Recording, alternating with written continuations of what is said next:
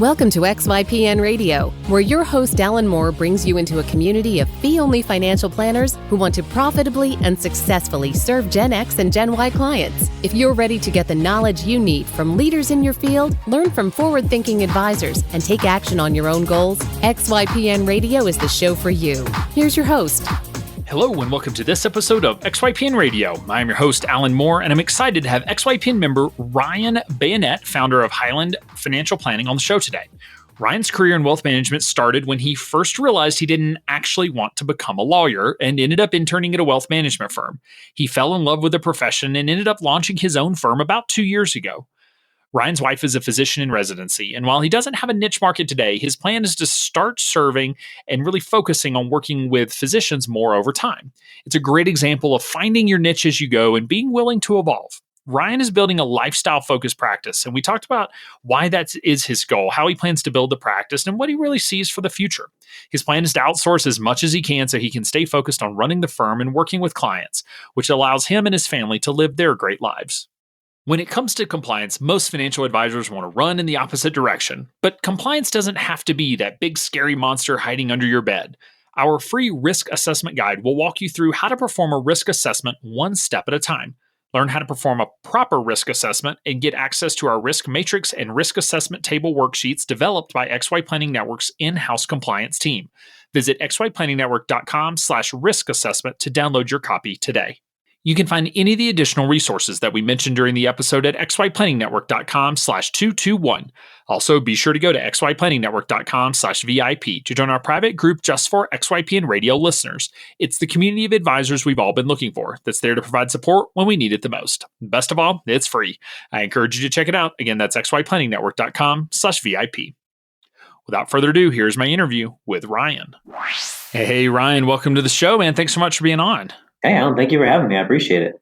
So let's give listeners just a little bit of an overview of you and your practice, sort of where you located, when you started the firm, if you have any type of sort of target market or ideal client, and then we'll dig into the details.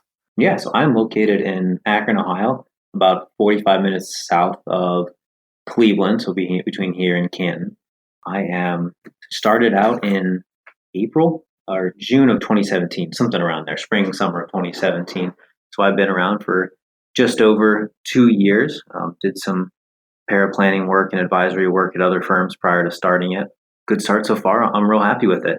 Target market-wise, I don't have a specific target market at this time. I will evolve into a niche of physicians or the medical field as I evolve in career-wise. My wife is a med student currently, so as she builds her career as well, I see myself aligning along those lines to start to niche and specifically focus on that group.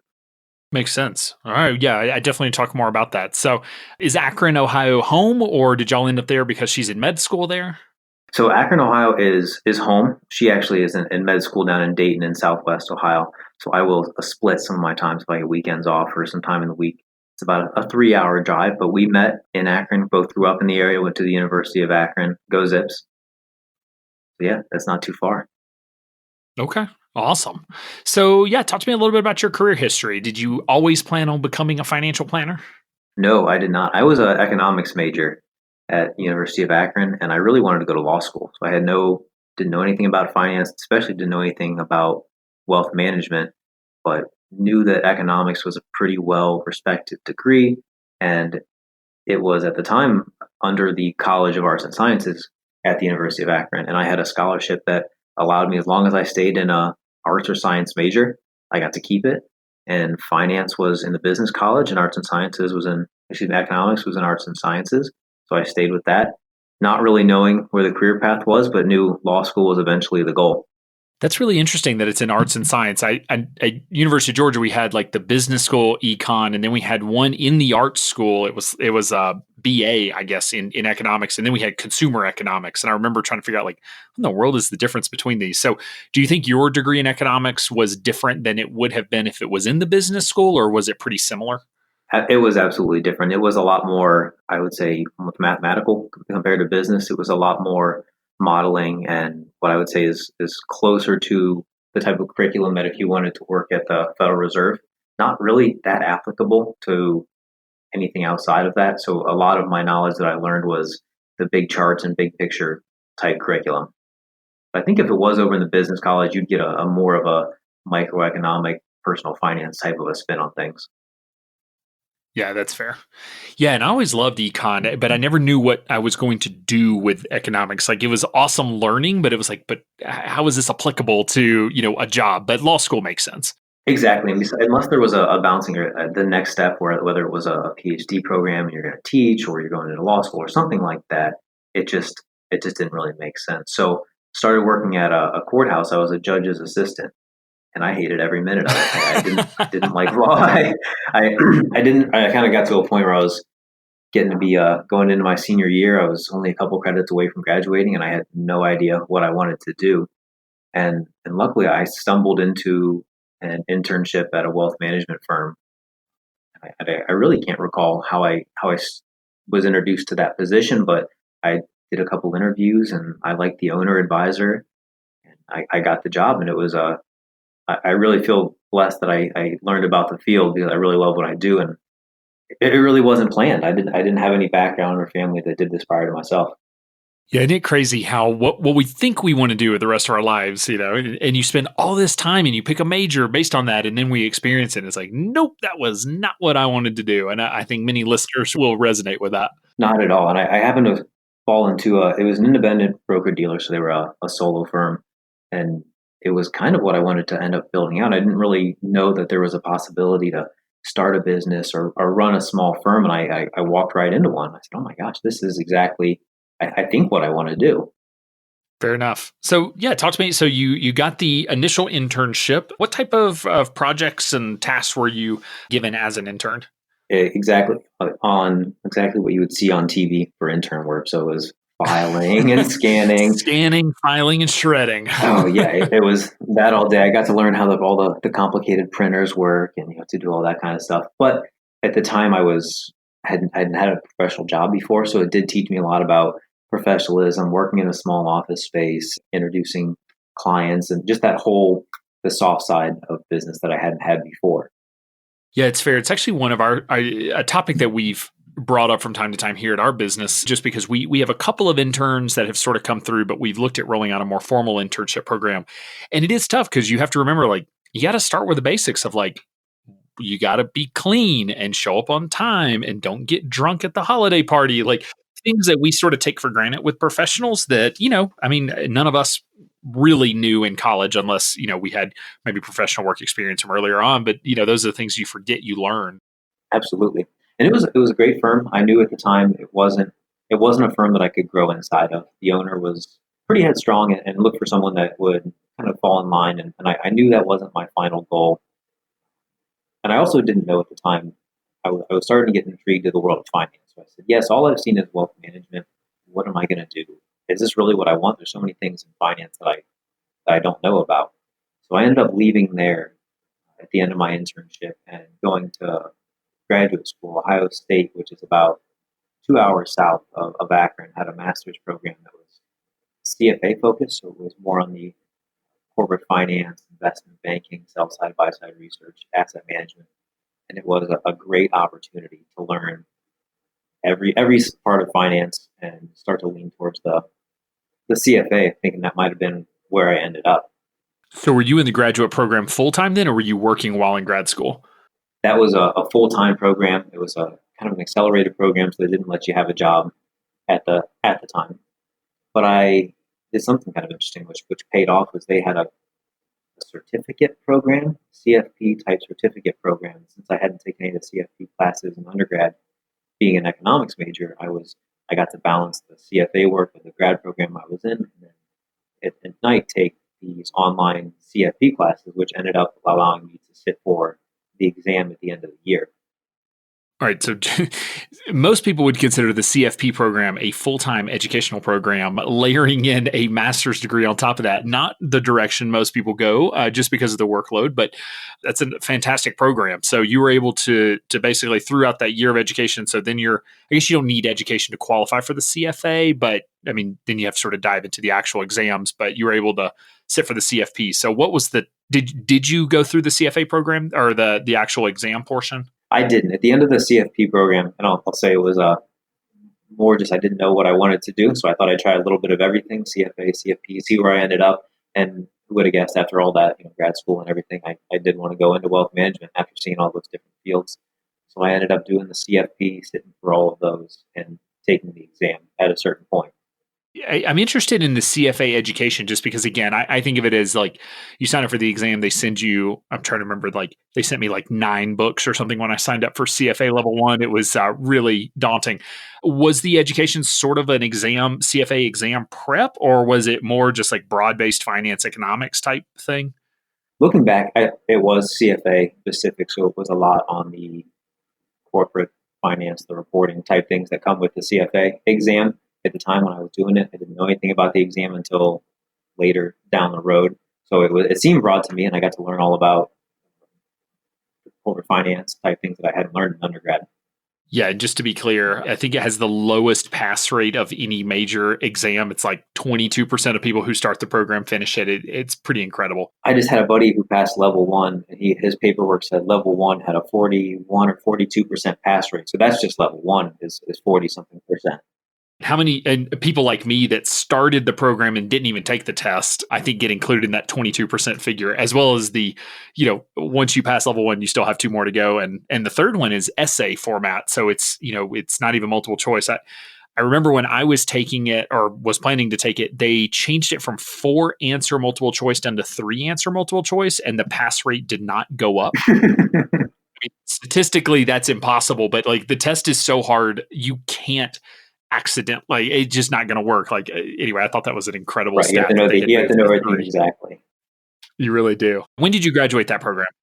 Spring of 2015, and I was lucky enough while studying for all that to stumble upon fee-only type wealth management too. So I learned about NAPA and XY. A co-student who was a few years older introduced me to NAPA, and I started to go down the rabbit hole. And XY was a lot younger then, but it was something I got started to take a look at people's profile and see how it worked and started to figure it out. And I started calling a lot of the NAPA firms back in Northeast Ohio to look for a job when I came home, and found what I think is a perfect firm if you were going to down the road start your own firm. So it was a small practice with 2 advisors. This was a NAPA firm in Canton, Ohio, that allowed me to do a little bit of everything for the firm. So when I walked in there as a paraplanner sitting under the 2 main advisors, I got to learn their process of financial planning, help them with billing, compliance, prospective clients, everything from start to finish because it was such a small shop. One of the questions I always get is, what do you recommend in terms of a job for a recent grad who's thinking about starting their own firm one day? And that's usually the direction I push people is just go small firm, because you get to see all of it. You get to see the whole firm and not just a piece of it. Always nice when I find out that I was right on a recommendation. I'm not sending people the wrong direction. Oh, no, it worked out so well because I didn't have to reinvent the wheel when I ended up leaving to launch the firm. It really just, I took a lot of their practices and what I thought could be implemented to make what I thought my practice wanted to be. Did you have conversations early on with that job of, hey, I may want to go start my own firm one day, just sort of a heads up, or did you wait until you were ready to have that conversation? No, when I first started working there, I thought it could be a great firm for me to work under and eventually become partner and be the lead up down the road. I really wasn't sure, and it was a pretty good firm from the outside for that type of plan. But as I started working for them a little bit longer, I did start to get the itch of wanting to launch a firm independently. And I started to see with that firm that there really wasn't a plan for internal succession at the time. And I had this worry that they would eventually be acquired by an external, and I may not have a job. So I thought at a certain point, well, I'm not going to have a job 30 or now being at the time I was 25. So I'd rather do that now. I'm getting a bit ahead of myself, but I started working there as a paraplanner, and they gave me the opportunity to start seeing clients while still being the senior advisor's paraplanner. So I got to kind of build my own little personal book of business under them while still supporting the lead advisor. So I got that experience of prospecting, seeing new clients, meeting presentation, notes, follow-up, everything like that. So really good, well-rounded initial experience into the firm. Absolutely. It was great for that. Yeah, they really let me have a lot of autonomy as to what I wanted to do. And because I leaned into the client side of the business, they let me run with that. Makes sense. So, yeah, what ultimately drove the decision? I mean, you mentioned like feeling like maybe the firm would get acquired by an outside buyer, which is pretty common that we see sort of the promise of succession turns into selling to a, mutual fund company or a big, corporate RA or something like that. So, was that sort of the push that you needed to start thinking about what you wanted to do long term for yourself? Yeah, it was those that there was possibly a succession that could happen. I did have the entrepreneurial niche, but the thing that pushed me over the edge, as I mentioned earlier, was my wife was starting medical school, and she was going to be in Southwest Ohio, 3 hour drive away, and that position wasn't going to give me the flexibility to spend the time down there, but also build a business. But I knew a lot of running a solo RA, you can be very virtual. That was the final kick. That I said, okay, if I want to live with my wife and live down there, then I'm going to have to make something work. So that was the final thing that kicked me off. Okay, makes sense. So yeah, so what year was this that ultimately, I mean, you started the firm in 2017, about 2 years ago. So when did you sort of make the decision that this was the direction you were headed? Probably once I knew that she was starting to get accepted to schools down there, the final decision was probably 2 months before I ended up telling the firm that I was going to be leaving and starting my own firm. So this would be February of 2017, March.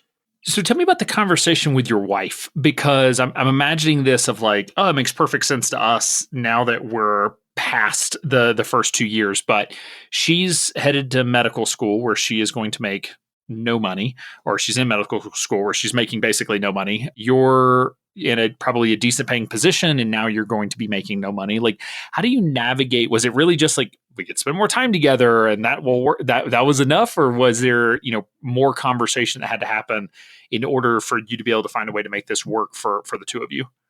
Absolutely. So I knew that I wanted to start something, and we both are pretty career driven. So I wanted to break off and start something, and obviously we're going to go from a decent income to nothing. So I had the idea, and I think there's a lot of other advisors now that did it, but doing some virtual paraplanning.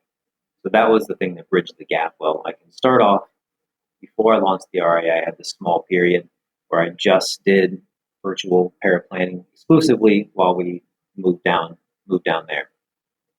So doing meeting prep, all kind of back office work, custodial work for RIAs was really how I got started and bridged the gap while I was building the RIA. So yeah, let's chat about that before we talk about launching the RIA. So I know this is like the holy grail of I'm going to start my business, and in the meantime, I'm going to do paraplanning for another firm, make some money, get some really awesome education, sort of close the gap. How did you go about finding some of those initial relationships with advisors? A couple different strategies. I called a lot of the advisors, the firms who had job postings on the NAPA, FBA, and CFP site, and started to pitch them the benefits of a virtual paraplanner. It was really hard at first. A lot of people they still have the old traditional model of wanting someone in office. So I got one or two small clients of RIA clients off of that. And then I got lucky enough, a couple Northeast Ohio firms who knew me previously wanted to have me help out doing some virtual work for them. So I got set up with a mix of a couple companies in Florida and Michigan, but most of the work was these local RAs that just needed some back office work. And I got I got connected with one or two companies that had some senior advisors, didn't want to do any of the gritty work, and were okay passing it off. And it was a great mutual benefit of me doing the work for them, me collecting an hourly rate. They didn't mind that I was also building an RIA on the side because their intent was just to take a little more time off and step away from the business. But it was very hard to find the combination of firms that would let me build a business and still do paraplanner work for them. Yeah, like I said, it is sort of the holy grail of starting your own firm, is finding those opportunities. So it sounds like it was a lot of just boots on the ground, dialing for dollars, if you will, to really be able to find those opportunities. Yeah, absolutely. And it is a very difficult thing to start. If I didn't get lucky with one or two of those companies, I would have had a lot of trouble making that transition. But it worked out really well for the first 18 months of the RIA, I was able to balance those type of work and then slowly peel off a couple of the jobs that I was doing contract paraplanning type work for. So I went from 4 companies down to 3, down to 2, and I'm at the point now where I just do the RIA exclusively. I don't do any sort of paraplanning work. Yeah, 18 months. That makes sense in terms of a wind down and again, bridging that gap. So yeah, let's talk about the launch of the firm. So this was early 2017. So I said you're 2.5, just between 2 to 2.5 years old now. So how did the launch go? Were you able to bring any clients over with you from your previous firm or have a few clients sort of lined up, or did you really start from scratch? Started from scratch with, I think I brought over 4 clients that I had worked with exclusively. So not the big book that you get to, not a big start, but it was definitely nice to take a few clients. And then I had some, let's say, personal connections or my local network that were clients that were ready to jump on. But no, I really started out with just a very small amount of clients and slowly have built up the 1 to 2, 1 client a month type thing for the last 2.5 years. And where did those, where have those clients come from? So, I mean, you've been, like I said, one to 2 clients a month, just sort of steady at it. So where have you found success finding those clients? My biggest luck has been from center of influence referrals. When I was doing the paraplanner work for that small period, one of the firms that I worked for a short period of time wasn't doing paraplanning, it was doing tax projections and tax prep for a CPA firm. So I'd say if there was anyone who is looking to build a practice but was also looking for some side income, consider working at a CPA firm for a little bit, doing returns. So with my story, I did returns for a local firm for 1 tax period. And during that season, if I would see a planning opportunity for the senior tax advisor, I would bring that up to him and really get him the opportunity to look good in front of the client. Oh, you didn't could have contributed more to this IRA or whatever the thing was, and started to build up my confidence or his confidence with me. So since leaving and starting the firm, he has been my biggest source of referrals. Oh, wow. So you worked for him doing returns, showed you expertise, and then started getting referrals from him. Yes. And that was one of the first, as I left and started doing paraplanning, I had the enrolled agent designation. So I used that and was looking at his tax season. I said, heck, this could be a good opportunity for me while building a business to learn a little bit more about how a CPA firm taxation. And I didn't even think at the time that it could eventually be a good referral opportunity. I just saw it as a way to bridge the gap while I built the RIA up.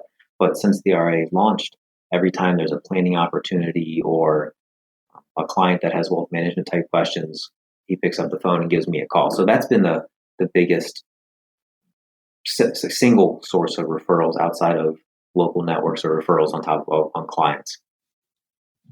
That is awesome. If we were sitting here and I was like, all right, I have this marketing strategy for you. I'm going to pay you to send you clients. Like that's, in a way, that's what it is. Oh, and you get to learn a ton while you're at it. That is an awesome opportunity. Yeah, and I wish I would have said that I had planned that, but it was more just I needed something to bridge the gap, and he needed a tax preparer, and I was there to do it. And I still send them now. They do all my clients' tax returns, and I'll do a lot of the wealth management type work that they do. So it really worked out organically, but it is something I'd recommend to the planners that are looking to bridge that gap or take a side hustle. Yeah, I mean, and again, like, what better side hustle than one that will pay you well? I mean, that's a good paying side hustle, but you just get to deep dive into taxes, which are so critical to the work that we do. I mean, if you had to pick an area to be an expert in when it comes to financial planning, taxes right up there behind, I'd say human psychology is probably number 1 and taxes would be number 2, because it is such a direct impact that we get to have on our clients' bottom line.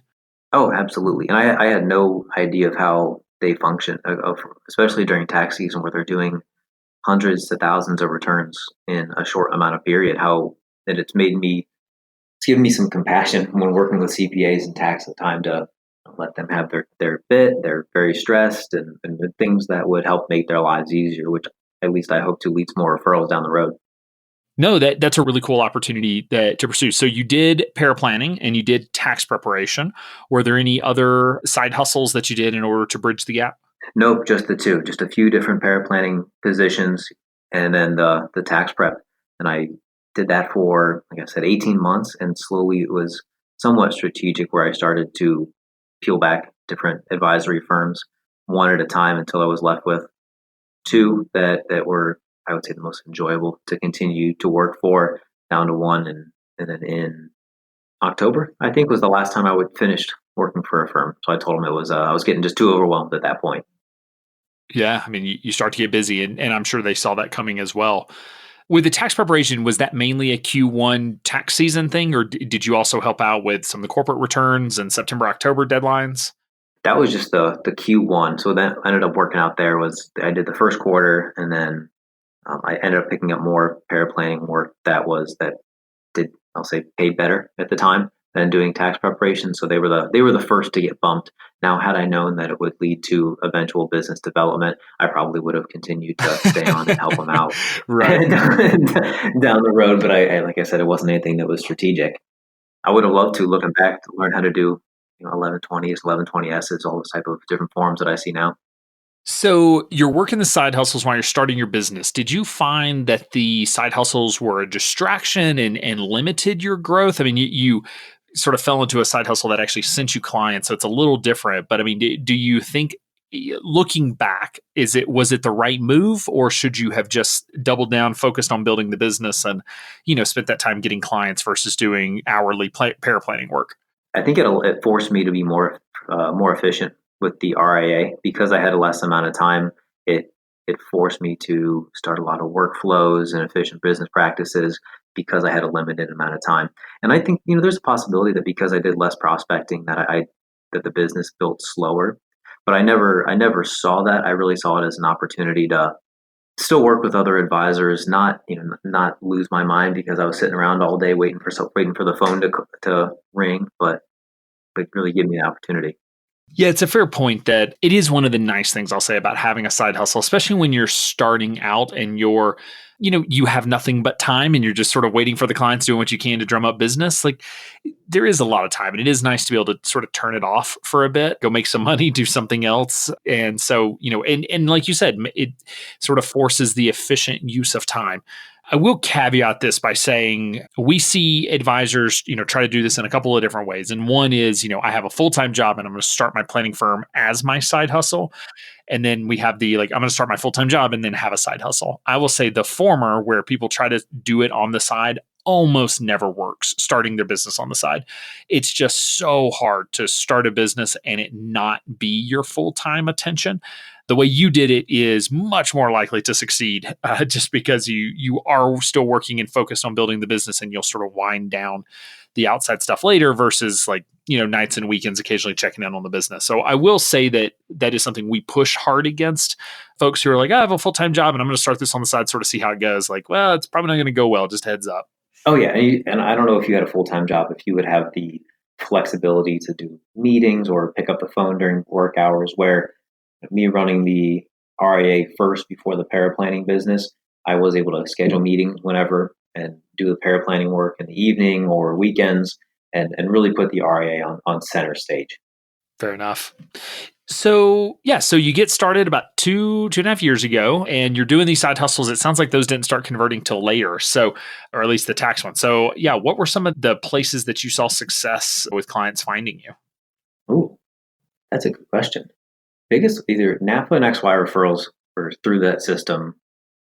The local network, so the personal network that I started to build prior to being in finance and wealth management, definitely helped out.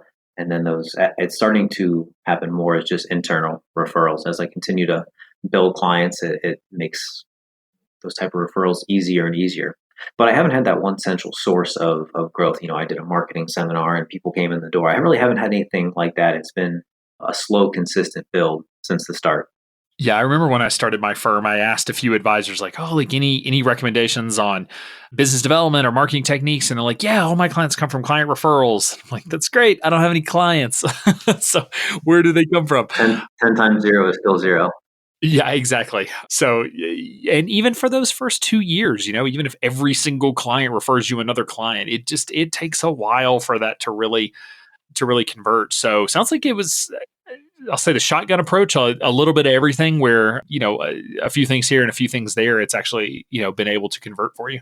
Right. And that's the good thing about doing the paraplanning work is it doesn't force you to rush into building the business. If it took another 2 or 3 years for me to continue doing paraplanning work while the RAA built up, I was willing to do that. It didn't force the issue as much as if I were to just be starting out from scratch and have no other side income. Okay.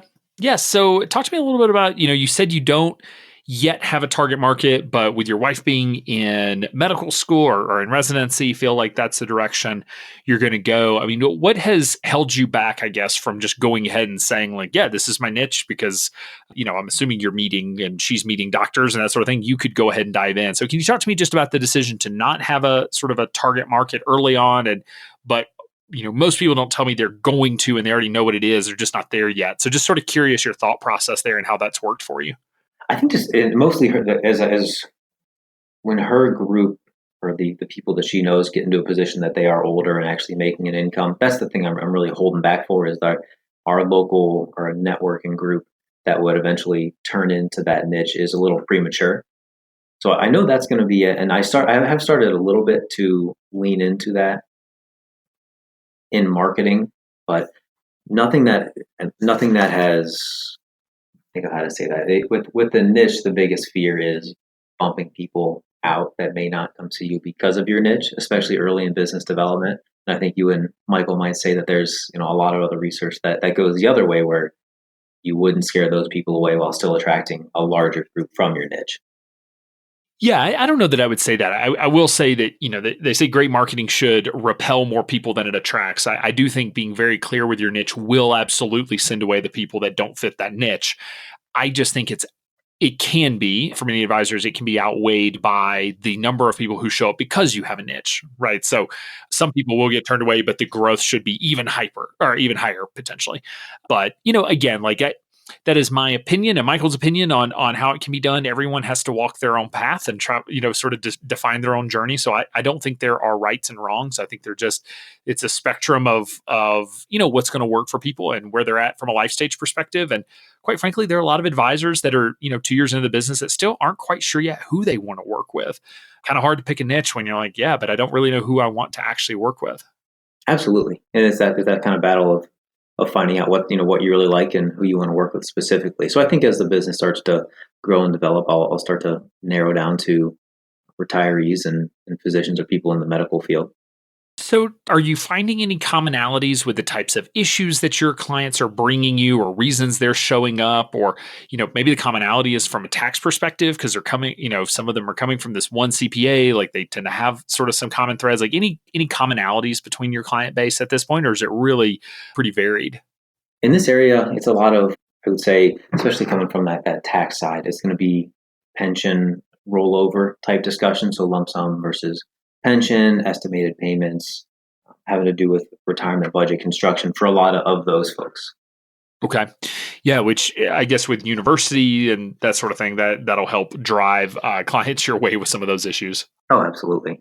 Yes, but it's been so far still a pretty wide niche of things. So it's the whole scheme of the CFP curriculum at this point. And as I start to move into more of the medical field type thing, it's a lot more of the different student loan payment options and loan consolidation and initial attending physician salary negotiation. So that kind of specific work up front with those clients.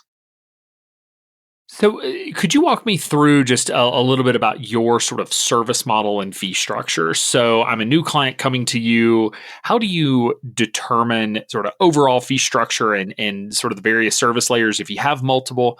And then we'll second piece will be we could talk about how that has evolved for you over time, if at all. Mm-hmm. So the fee structure is pretty straightforward. So I have a kind of all in one singular fee model that's AUM based with a minimum. So that is a 1% AUM fee that tiers back higher with a $2,400 minimum for clients who have assets below $240,000. And that is comes with upfront initial retirement plan, tax projection for the year, the state review, investment plan that goes with that retirement plan, and then an insurance recommendation and review. So that upfront, when clients come in, there's 4 upfront meetings to address all of those. And once we have all of those plans and recommendations put in place, I'll meet with clients 2 to 4 times a year, depending on complexity, to update and monitor those plans. So 4 meetings in the first little bit. I hear a range from probably 2 to 7.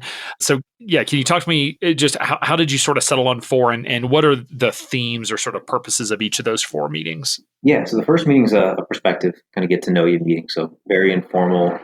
No. I ask clients, not prospective clients, not to bring any financial paperwork. It's more just discussion based. If they like to move forward, the second meeting is a data gathering meeting. I've heard it called a get organized meeting. So that's why we'll have a checklist of things to bring, an intake form that asks a lot of questions, and that's almost a second prospective meeting with clients. So that's still before they sign or agree to anything, and that point is where we can start brainstorming how I can help their plan specifically. So it helps me ask the right questions, start to formulate the type of solutions that I can offer them and make it more tangible. So we find out they're a self-employed individual, talk about the different type of self-employed plans and different deductions that are available or investment type of things that work specifically for them. So if that's the point where they sign on to come on as a client or decide that we're not a good fit. If they decide to come on, the third meeting is a initial plan presentation. So that's an upfront retirement plan, estate review, tax projection, and then insurance coverage. The only thing I don't cover at that third meeting is investments. And the reason I hold off on that is I wait until the retirement plan is finalized. We have an idea on kind of the flows of the fund, so I get a better idea on how to invest. So if it's a longer time horizon, I know we can be more equity heavy. It's a shorter time horizon, we need to look for more income and like fixed income type solutions. And then that fourth and final meeting is any sort of tweaks that need to be done to the retirement plan, and then a discussion on the investments that would fit for that retirement plan. So you're doing the get organized, sort of the discovery meeting, because if you're able to do a plan presentation, the next meeting you're digging into goals and asking a lot of those types of questions about where they're headed. So you're doing that meeting for free. So what have you found is sort of your conversion rate coming out of that meeting for people who sign up? Is it pretty much everybody by the time they get there sign on, or is it less than that? Yeah, if we go through the second meeting, I would say it's probably over 50%, maybe 50 to 60%. And the reason being, if they're willing to come twice and bring documents, that they usually have a good intention of signing on. And if they bring a lot of the information, I'm able to provide some solutions to the clients pretty quickly. So once I know a full scale of information, I can start to show the value of financial planning and what a retirement plan and investment plan looks like, where they may not have ever seen that before. So that's if we've gone that far, it's a pretty high conversion rate. Okay. Yeah. I mean, it's always the tough piece. How much do you give away and how much do you do? I mean, all the way to, I remember having Carl Richards on the show very early on, and he said, yeah, I used to do the comprehensive financial plan for free, and then people would sign on. I'd show them what they're going to get before they ever pay, which it's sort of mind blowing. Others charge for the intro meeting, and you have to pay before you even get to the initial meeting. So a wide range of approaches. And I've done a free upfront plan, and I've had people ask, well, can I get a plan first before I sign on? And I'm always willing to do that. And the way I've handled it is I'm willing to do that upfront plan for a fee. And if you come back on, it just gets deducted from your quarterly type fees. So I don't mind doing that. I definitely understand, hey, I'm going to give my life savings to this guy. How do I know what he's going to help me with? So I'm willing to be flexible with that. And I've done upfront plans for free in the situation where I know it really could be value to a potential client. So there's been 1 or 2 situations where I say, I know if they see what a plan looks like, there's no way they don't sign on. And from my experience, every time that I kind of felt that out in a meeting, it's worked. They saw the thing the advice that they knew would take over to sign on. But I wouldn't call that standard practice. That's just happened once or twice. Okay, but it's been right. So that's one of those things. Is it's fine to experiment and say like, yeah, I think if I do this for free, they'll come back, and if they do, great, and if they don't, then you learn to not do it again. Yes, exactly. So, and if I do that and it doesn't work 50% of the time, I think that's still a decent conversion rate to get clients, and it only takes a few hours to put a total plan together. So I don't mind doing it at all if it's someone I feel is right on the cusp of coming on as a client. Definitely. Yeah, sort of enough to push them over the edge, if you will. Yeah, and I've seen that more if someone, I've had one or two where they come to me with an insurance company's financial plan. So something that I know is product heavy and doesn't really have any good advice. So, well, let me show you what a fiduciary type planner does for a financial plan. That's the only time I'll usually do that. No, that makes sense. So, how many client relationships do you have today? Ongoing, I have 34 households that I work with. And then, how many have you done a significant number of sort of one time plans or projects for other clients, or are the bulk of the clients that you've worked with you on an ongoing basis? I think I probably have 4 or 5 one-time plans that I've done in the 2.5 or 2 years. So I really try to focus on recurring clients. Yeah, also really interesting how, some folks just tend to sell a lot of one-time plans and not really recurring, and others just are really good at selling that recurring relationship versus the one-time plans. So, how do you sort of see your sales process, or maybe what may be unique or different about your sales process that really does highlight the ongoing relationship for financial planning? And because that's the vast majority of people who have come to you have ultimately signed up for ongoing. And so how do you position that? Right, and I'm not sure. Maybe that could be demographics. This area is it doesn't have more of the up and coming businesses that a market like San Francisco or New York might have, that have people that are younger folks that are looking for these one time plans. It is a little more retiree heavy, so asset management is a larger portion of the clients, and with that asset management comes recurring clients. So I think it might just be the more the demographic words here with the group of people that I serve for the time being. So, how has your fee structure and service model evolved? I mean, you're 2 years in. You've had a lot of conversations. You're sort of in that growth phase of business where things are starting to click and they're growing. Things are moving in the right direction. But I am curious what changes you've made. Sort of what have you learned over running the business that might be helpful for folks thinking about starting one?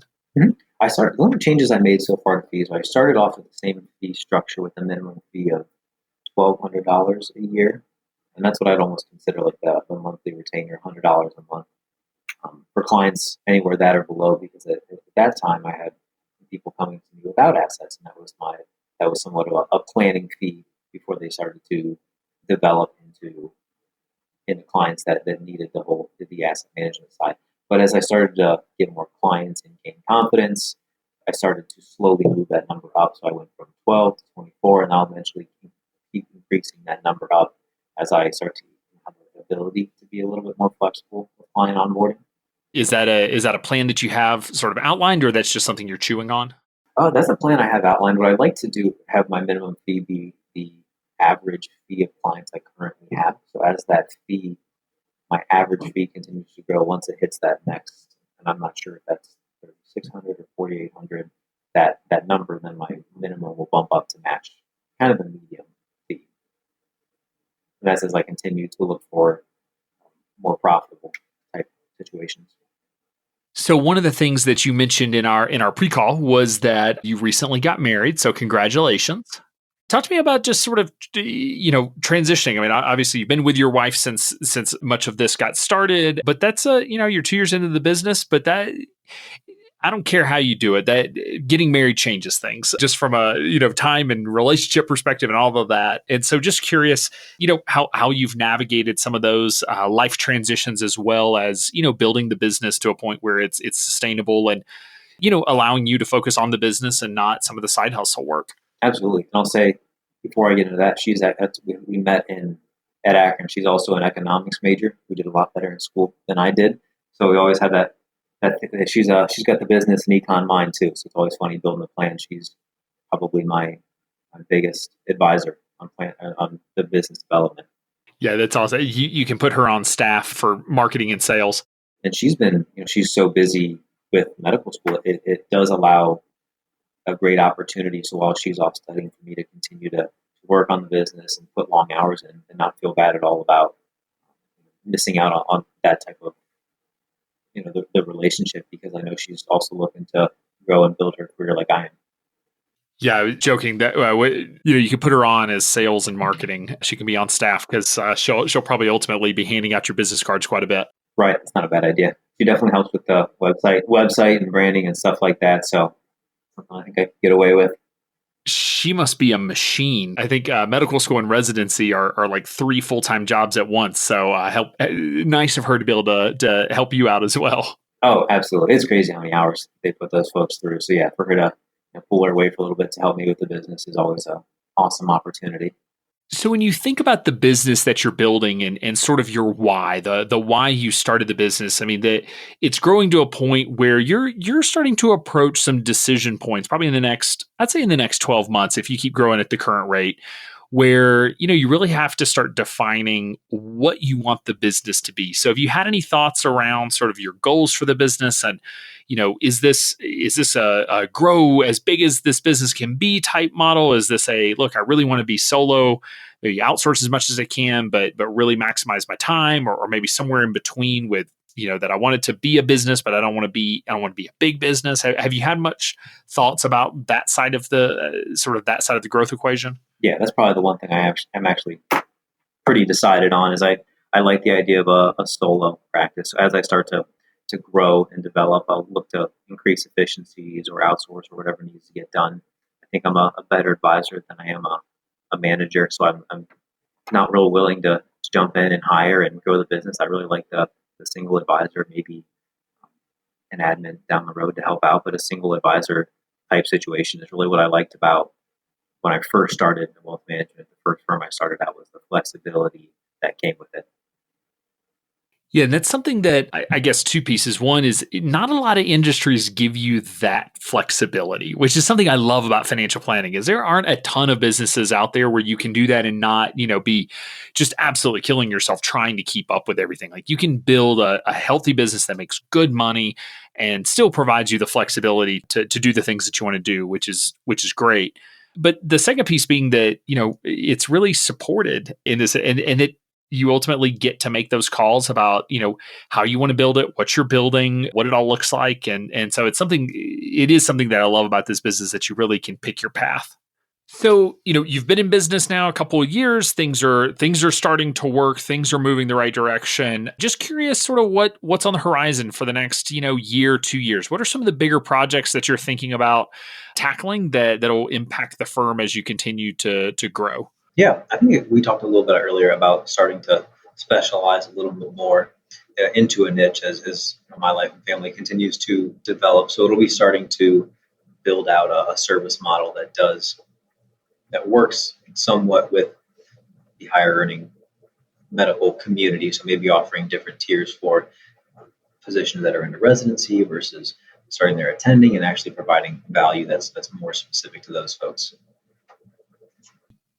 That's fair. Yeah, just continuing to dive into the niche as, that natural marketplace opens up. And I know that's something that advisors will ask, like, oh, what's a good niche? And it's like, well, it's not really a menu of options. You have to look at, who do you enjoy working with? Who's willing to work with you? What services can you provide? How much are they willing to pay for those services? Is it enough for you to actually, grow your business and run it profitably? And so I think it's a good point that your natural market hasn't quite opened up yet. Like it's there in front of you, but it's not quite there yet, and it will be soon. So continuing to transition that way. And I think it's important now I start to kind of figure out what those needs are, really how to reach and speak to those individuals, so I'm ready and up and going once that becomes the next step. Yeah, that makes perfect sense. Yeah. Anything else on the horizon for you and your firm? I think it's just continuing to develop, look for increased efficiency so I can continue to take on clients, but still have that lifestyle firm that I'm looking for. So I've been doing a lot of research on maybe looking at a TAMP or something to free up my time to continue to kind of be a solo practitioner. Fair enough. Start to scale yourself, if you will. Right. And see how far I can take it before I do need some help, or maybe at that point start to reconsider who I'm bringing on as clients, or what I really want to do with those next few years. No, that makes sense. Awesome. Well, I'll wrap up with a final question, and that is, if you could go back and give your younger self one piece of advice, one thing that you've learned that you wish you could go back and tell your younger self that you now know, what do you think that piece of advice would be? I'd say definitely practice patience a lot slower than you expect it to. If you can think of it equivalent to when you got hired, firms that are hiring take a lot long, but if you're the one that's waiting to get hired, it's every day is a week, and it's the same way with starting an advisory firm. So when you start to market and bring people on, the world moves a lot slower than you hope it to be. So be patient, it'll work out, and just keep staying positive. And I'd say if I had 2 points, don't compare yourself to anyone else. Everyone has a different backstory. We're all in what I consider the best profession already. So don't look at the person next to you or the firm down the road and feel any specific way about it. I love that. It so often it really is keeping up with the Joneses that we see some advisors and we think, oh, how do I be that? How do I do that? And like you don't know their story, and you don't know if what they're saying is really what they're doing, or if the quote unquote success they're experiencing is really the success that they're having, or what they brought in, or anyway, you just don't know their life, you don't know their situation, so you can't compare yourself to them. So don't try. Just keep moving forward. I love that advice. Absolutely. Yeah. The advice or the life of an entrepreneur is up and down enough. Don't make it any more difficult on yourself than you need to. Isn't that the truth? Awesome, Ryan. Well, thank you so much for taking the time to come on the show and share your career path and wisdom. And yeah, I appreciate you taking the time. Thanks so much. Thanks for having me on. I've been listening for a long time. Glad to be on. When it comes to compliance, most financial advisors want to run in the opposite direction. But compliance doesn't have to be that big, scary monster hiding under your bed. Our free risk assessment guide will walk you through how to perform a risk assessment one step at a time. Learn how to perform a proper risk assessment and get access to our risk matrix and risk assessment table worksheets developed by XY Planning Network's in-house compliance team. Visit xyplanningnetwork.com/risk assessment to download your copy today. Be sure to join our VIP community at xyplanningnetwork.com/VIP to hang out with other XYPN radio listeners, ask questions for future mailbag episodes with myself and Kitsis, and to finally find a community of like-minded financial advisors. Thanks so much for joining me today. We'll see you next time. You're not alone, and you're not crazy. It's scary starting, building, and growing your own financial planning firm. And that's why we put together a free private community just for you, the Cutting Edge Financial Planner. Go to xyplanningnetwork.com/VIP or text XYPN Radio to 33344 and join a network of thousands ready to change the lives of Gen X and Gen Y clients.